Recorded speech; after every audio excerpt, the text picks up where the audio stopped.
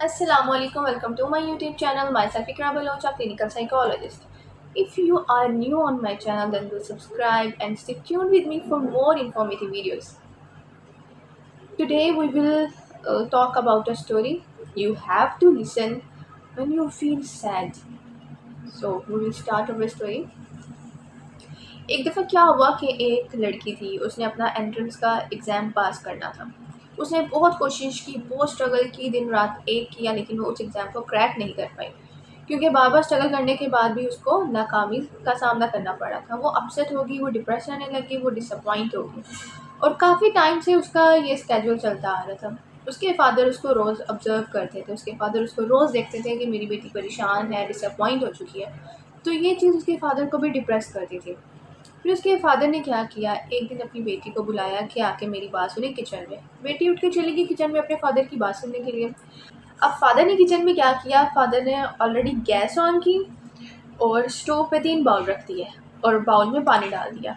एक बाउल में फादर ने डाल दिए अंडे, एक बाउल में आलू डाल दिए और एक में कॉफ़ी डाल दी और काफ़ी देर तक उन्हें पकाने लगे।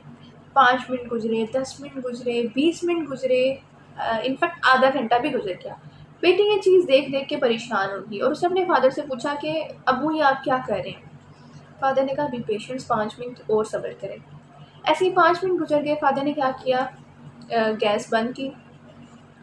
सबसे पहले आलू का बाउल उठा के साइड पे रखा, फिर अंडों का बाउल उठा के साइड पे रखा और उसके बाद कॉफ़ी का। फिर अब क्या किया, फादर ने आलू, अंडे और कॉफ़ी को अलग बर्तनों में डाल दिया।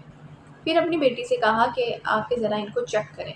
तो बेटी कहती है कि मैं तो देख रही हूँ कि आप ये कर रहे हैं, लेकिन ये मैं चेक अब क्यों करूँ, मुझे पता ही है पक गए। लेकिन फादर ने कहा पहले आप इसे चेक तो करें। बेटी ने सबसे पहले आलू को पकड़ा।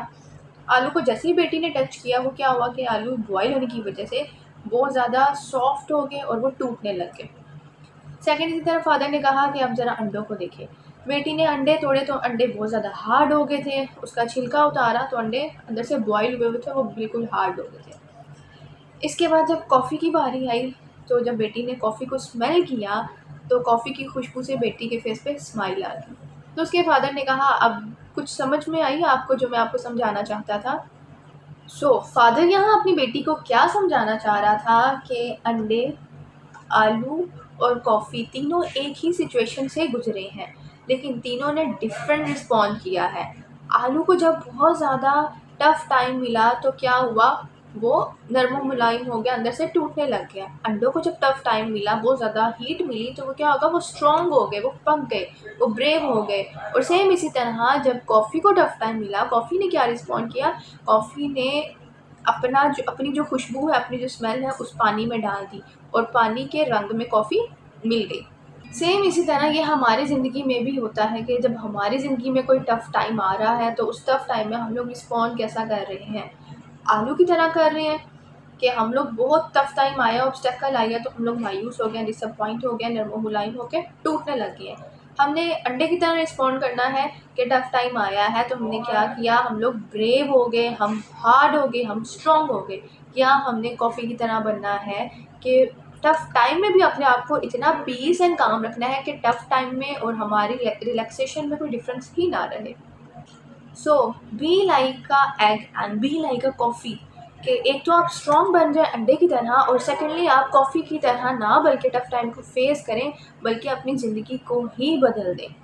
I hope for the best कि आप लोगों ने इस स्टोरी को अच्छी तरह समझा होगा और इस स्टोरी को लाजमी सुनेंगे जब भी आप डिसअपॉइंट या स्ट्रेस्ड फील करेंगे। Do share and subscribe my channel and stay tuned with me for more informative videos. Thank you so much for watching.